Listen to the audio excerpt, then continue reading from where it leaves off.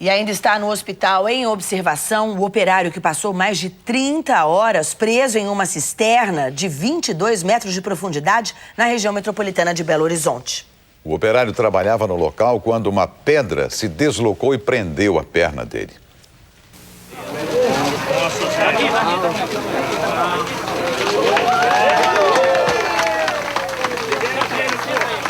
Ele está consciente, orientado, verbalizando, com pulso cheio, pressão 13/8, aparentemente estável. O drama de seu José começou às 10 horas da manhã dessa segunda-feira. Só vi que o negócio riu, aí eu gritou. Ai, ai.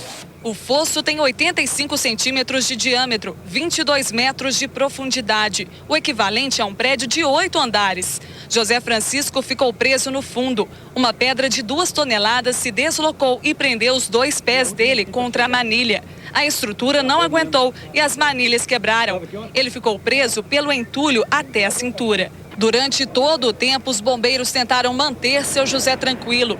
Fala pra ele, vou mandar um café pra ele esquentar o pé. A cada 3 horas, os bombeiros se revezavam na cisterna. José Francisco estava consciente, mas reclamava das dores na perna. Você viu se o calcanhar tá preso ainda ou não? Da pedra e manilha. Durante todo o tempo, seu José se alimentou apenas com líquidos, água, suco de frutas e achocolatado. Segundo os bombeiros, foi oferecido um pão com salame, mas ele se recusou a comer. O trabalho foi intenso durante todo o dia. Cilindros de oxigênio eram levados para renovar o ar na cisterna. Familiares e amigos acompanharam aflitos toda a movimentação.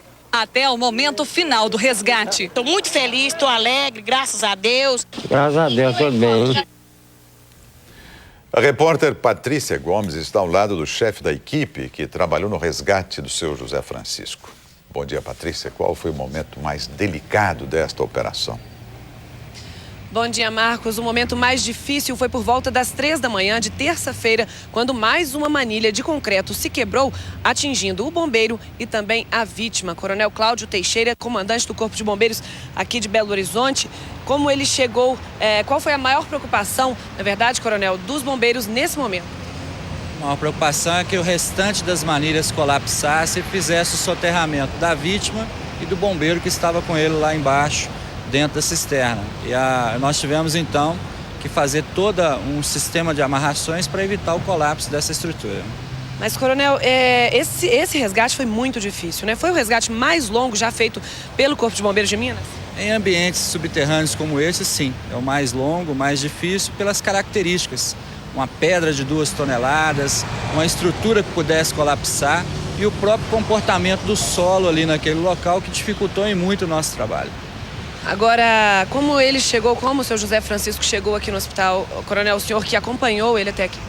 Bom, ele veio consciente, orientado, com os ânimos, obviamente, controlados. É uma pessoa de muita força, de muita perseverança e estável. Ok, Luciana? Flávia, eu queria saber 2 coisas. Primeiro, como é que estão as pernas dele, né? Já que ficaram presas aí por mais de 30 horas. Patrícia, me perdoe. E, além disso, também, qual é a recomendação dos bombeiros para quem vai fazer esse tipo de trabalho, de cavar um poço, de cavar uma cisterna? Coronel, as pernas dele, qual é o estado das pernas dele e qual a orientação dos bombeiros para quem faz esse tipo de trabalho como do seu José Francisco? Bom, as pernas dele estão preservadas, ele não apresentou nenhum tipo de fratura ou lesão significativa que pudesse comprometê-las. Na verdade, pequenos arranhões, porque ele estava sem a proteção adequada.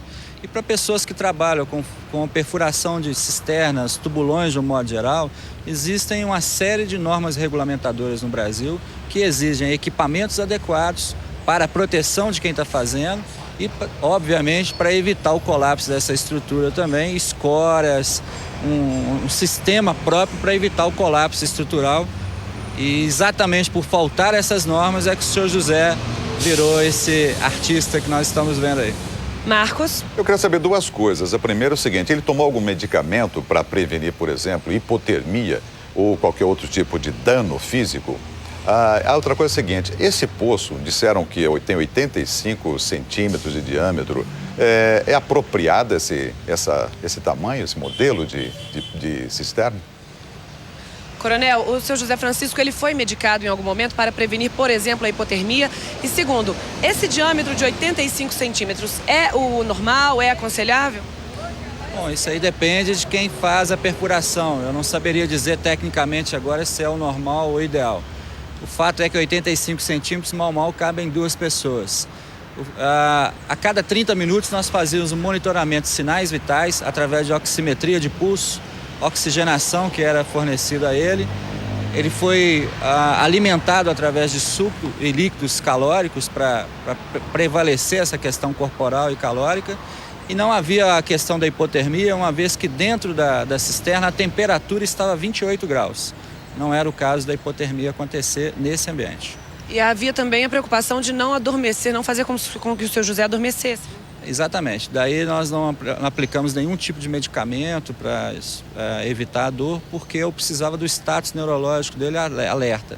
Qualquer medicamento que eu desse poderia comprometer esse status e dificultar o nosso trabalho. Ok, Coronel, parabéns pelo trabalho da sua equipe. Voltamos aos estúdios do Fala Brasil. Obrigada, Patrícia. Obrigada, Coronel. Que bom que tudo terminou bem.